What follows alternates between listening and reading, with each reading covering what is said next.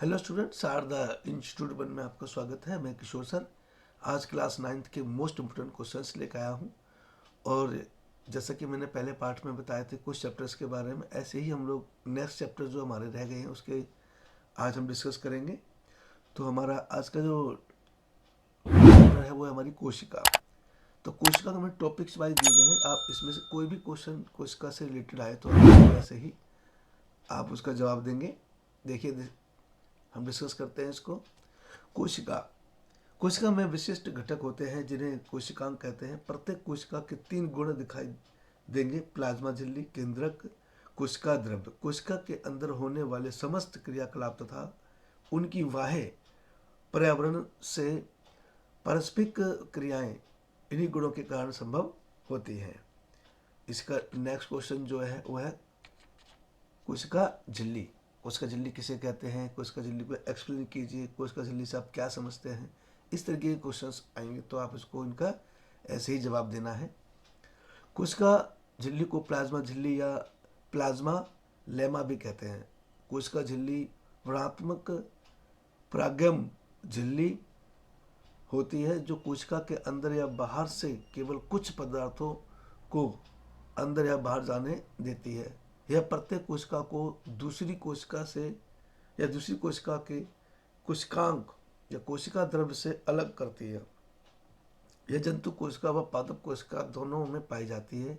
यह protein lipid की बनी होती है। प्लाज्मा झिल्ली के कार्य बताइए। यह कोशिका के अंदर व बाहर गुणों को आने जाने देती है। यह कोशिका के निश्चित आकार को बनाए रखती है।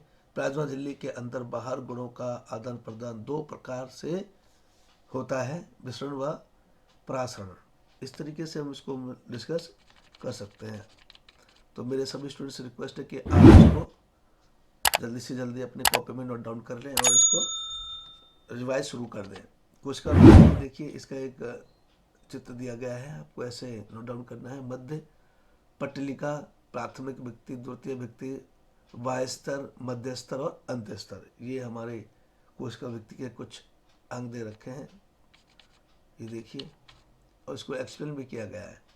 तो आप इसको जल्दी से अपनी कॉपी में नोट डाउन कर लें और ये बहुत ही इम्पोर्टेंट है। तो मेरे सभी स्टूडेंट्स से रिक्वेस्ट है कि आप इसको अच्छे जो राइटिंग है आपको उसमें नोट डाउन करें ताकि आपको इसको अच्छे से समझ में आए। और ये क्वेश्चंस, सभी क्वेश्चंस बहुत इंपॉर्टेंट्स हैं। जो डायग्राम देखिए ये केंद्रक है। ये क्वेश्चंस काफ़ी इंपॉर्टेंट से पेपर में आने के पूरे चांसेस हैं इसके। कोशिका के सभी क्रिया को नियंत्रित करता है। ये ऐसे इसको मैंने एक्सप्लेन किया गया है। केंद्रक के कार्य बताइए। केंद्रक है, केंद्रक के बारे में बताया गया है। कोशिका द्रव्य क्या है इसके बारे में बताइए। देखिए, कोशिका द्रव्य जिसमें अंगक होते हैं, या कोशिका के वह द्रव्य जिसमें सभी कोशिका अंगक पाए जाते हैं, कोशिका द्रव्य कहलाता है। और इसमें इनके एक्सप्लेनेशन दिया गया है। कोशिका अंगक क्या है, अंतर्द्रव्य कोशिका अंतर्द्रव्य जलिका क्या है इसके बारे में बताइए। अंतर्द्रव्य जलिका के कार्य क्या क्या होते हैं, कार्य के बारे में डिस्कस किया गया है। तो कार्य को आप ऐसे ही नोट डाउन करेंगे। अगर मेरे किसी स्टूडेंट्स को किसी भी टॉपिक से लेकर कोई भी प्रॉब्लम्स हो रही है तो आप मुझे कमेंट कर सकते हैं, और भी किसी सब्जेक्ट्स के आपके प्रॉब्लम्स है तो उनको भी बारे में मेरे से कंफर्म कर सकते हैं। उसके बारे में भी मैं आपके सारे डाउट्स क्लियर कर दूंगा। ये देखिए, ये सारे मोस्ट इम्पोर्टेंट जो टॉपिक्स दिए गए हैं उनको एक्सप्लेनेशन भी किया गया है इस तरीके से। देखिए, तो आपको केवल इसको कॉपी में नोट डाउन करके उसको रिवीजन करनी है। इससे आपको एग्जाम में काफ़ी हेल्प मिलने वाली है। ये राजधानियों के बारे में बताया गया है, काफ़ी लेंदी आंसर है इसका। कोशिका विभाजन कैसा है होता है, या कोशिका विभाजन क्या है, इस तरीके के क्वेश्चन आ सकते हैं। ये देखिए, जीवधारियों में वृद्धि हेतु कोशिका बनती है, ये इस तरीके से होता है। ये कोशिका है, मृत कोशिका है। गुणसूत्र हैं, जो कोशिकाएं मृत हो जाती हैं उनके डायग्राम के अनुसार दिखाया गया है। समसूत्री विभाजन, जंतु और पौधों में प्रजनन अंगों तथा ऊतकों की विशेष कोशिका विभाजित होकर युग्मक बनाती हैं। कोशिका की खोज किसने और कैसे की, ये इसको आंसर दिया गया। कोशिका जीवन के बारे में बताया गया है। CO2 और पानी जैसे पदार्थ कोशिका में अंदर होते हैं, तो उनके बारे में डिस्कस किया गया है। आधी हो जाती हैं कोशिकाएं, बढ़ जाती हैं आधे आधे उसमें, ये देखिए। अंततः कोशिकाएं अर्धसूत्री विभाजन, प्लाज्मा झिल्ली को वर्गात्मक परागम झिल्ली क्यों कहते हैं, आंसर दीजिए। अभी देखिए सारे क्वेश्चंस आ रहे हैं। क्वेश्चंस भी काफ़ी इंपॉर्टेंट्स हमारे। मैंने पहले पार्ट्स में भी मैंने काफ़ी मोस्ट इम्पोर्टेंट क्वेश्चंस का वीडियो बनाया है, जो मैंने अपलोड कर दिया है। ये हमारा अगला है, पादप कोशिका और जंतक कोशिका के अंतर बताइए। ये क्वेश्चंस काफ़ी बार रिपीट हुआ है एग्जाम में, तो आप इसको भी अच्छे से रिवाइज कर लें। यदि प्लाज्मा झिल्ली फट जाए अथवा टूट जाए तो क्या होगा, उसके बारे में ये बताया गया है। अभी सभी क्वेश्चंस जो इसमें दिए गए हैं वो बहुत मोस्ट इम्पोर्टेंट्स हैं, तो मैं बार बार आपसे रिपीट कर रहा हूँ कि आप इनको अपनी कॉपी या रजिस्टर में नोट डाउन कर लें और रिवीजन शुरू कर दें, जिससे कि आपको एग्ज़ाम में अच्छे मार्क्स मिले। और जहाँ तक कोशिश रहेगी कि आप एग्ज़ाम में सभी क्वेश्चनों को अटेंड कर सकेंगे।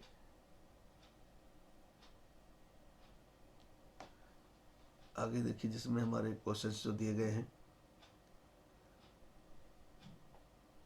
ये थॉमसन का परमाणु मॉडल दिया गया है। ये देखिए, धनात्मक गोला है इसमें और एक इलेक्ट्रॉन है, तो इसको ऐसे एक्सप्लेन करना है जैसे दिया गया है।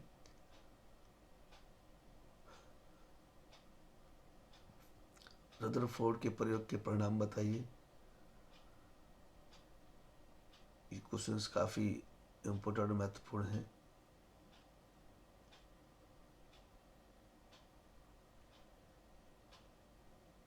काफ़ी लेंथी क्वेश्चंस हैं। रदरफोर्ड के परमाणु मॉडल की कमियां क्या थी, इनमें कमियां क्या है, तो ये डायग्राम के अकॉर्डिंग इसमें समझाया गया है। बोर का परमाणु मॉडल, जो एक बोर साइंटिस्ट थे हमारे, उनका परमाणु मॉडल क्या था उसके बारे में एक्सप्लेनेशन है, और उसको चित्र के द्वारा भी समझाया गया है। देखिए, तो आपको डायग्राम पे विशेष ध्यान देना है, क्योंकि डायग्राम से ही हमें काफ़ी अच्छे मार्क्स मिल सकते हैं। तो डायग्राम जरूर बनाएं। अगर आपसे वो एग्ज़ाम में कह रहा है कि चित्र के सहायता से समझाइए, और नहीं भी दे रखा है तो आप, अगर आपको डायग्राम आता है तो आप डायग्राम ज़रूर बनाएं, उससे आपको काफ़ी हेल्प मिलेगी एग्ज़ाम में। कौन सा, डाल्टन के बारे में, डाल्टन के परमाणु सिद्धांत का कौन सा, ये 2 बार रिपीट हो गया है, आपको एक बार है कि हमारे आसपास के पदार्थ शुद्ध हैं, मिश्रण। अगला जो हमारा चैप्टर है वो हमारा मिश्रण का है। ये चैप्टर भी काफ़ी इंपॉर्टेंट है, इसमें से कई बार इसमें काफ़ी क्वेश्चंस रिपीट हुए हैं, तो आप इसको अच्छे से रिवाइज कर लें, क्योंकि इसमें से भी काफ़ी क्वेश्चंस हमारे एग्जाम में पूछे जाते हैं। विलयन क्या है, विलयन के बारे में बताया गया है। उदाहरण के लिए उसमें उदाहरण दिया गया है कि चीनी जैसे जल है तो उसको मिलाएंगे तो एक तरल घोल बन जाता है। यह विलयन का एक बहुत बड़ा उदाहरण है। और ये विलयन की सांद्रता क्या है, ये बताइए। तो इसको मैंने काफ़ी अच्छे से एक्सप्लेन इसमें क्वेश्चन को अच्छे से लिखा है, जिससे कि आपको काफ़ी हेल्प रहेगी एग्ज़ाम में, और आप इसको ऐसे ही नोट डाउन करें। निलंबन क्या है, निलंबन के गुण धर्म बताइए। एक विषमांगी मिश्रण है, ये इस तरीके से दे रखे हैं हमारे। कोलाइडल विलयन क्या है, कोलाइडल के गुण धर्म क्या है बताइए। तो सभी को आप अच्छे से इसको एक्सप्लेन कर लेंगे एग्ज़ाम में। मैंने इसको स्क्रॉल कर रखा है जल्दी जल्दी, तो आप इसको रोक रोक कर भी इसको आप स्टडी कर सकते हैं। अगर आपको कोई क्वेश्चन समझना है, कुछ लिखना है, तो आप इसको, जैसे क्वेश्चन ये है, इसको आप स्किप कर लें, सॉरी स्किप नहीं, इसको किसी रोक कर इसको स्टडी कर सकते हैं। जैसे मैंने लिखा है, ये देखिए, ये ना, इसको मैंने ऐसे रोकना है आपको, तो आप इसको रोक सकते हैं। इस तरीके से रोक के इसको आप आराम से स्टडी कर सकते हैं।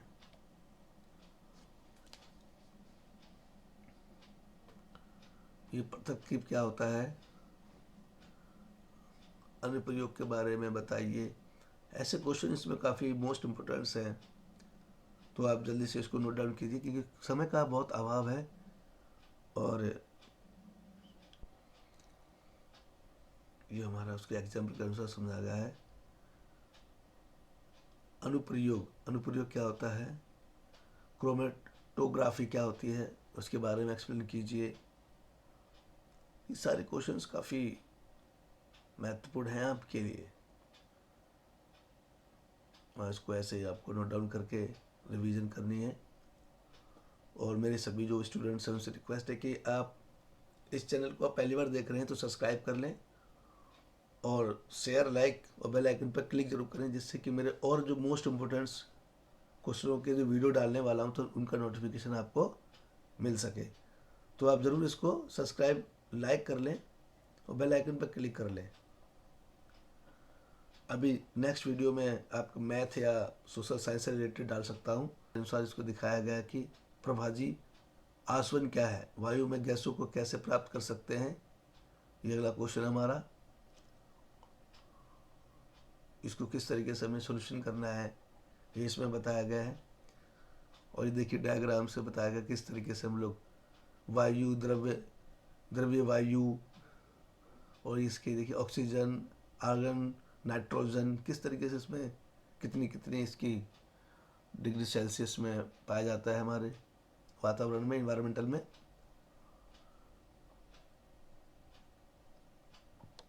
ये भी काफ़ी एक्सप्रेशन किया गया है।